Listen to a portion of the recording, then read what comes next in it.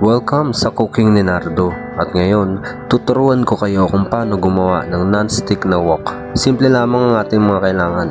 Kailangan mo lang ng wok, hawakan ng wok, at yung bakal na pangkabit sa hawakan ng wok. Sa first step, kailangan lang nating hugasan at isising mabuti yung ating bagong wok para matanggal yung mga chemical na ini-spray nila kapag bagong gawa yung ating wok sa mga factory. At ang next step, pupunasan natin hanggang matuyo gamit ang paper towel o kahit anong basahan na malinis sa inyong bahay.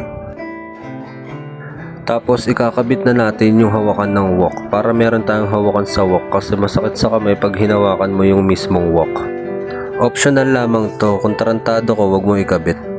At sa maangas na apoy, papainitin natin yung ating bagong wok sa loob ng 5 minuto. Pagkatapos ng 5 minuto, lalagyan na natin ito ng cooking oil. Kahit anong cooking oil, kahit vegetable, kahit palm oil, olive oil, wag lang yung used oil na galing sa motor.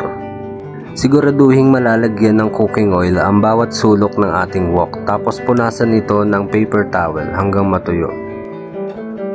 At pagkatapos, pwede ka nang magprito ng itlog.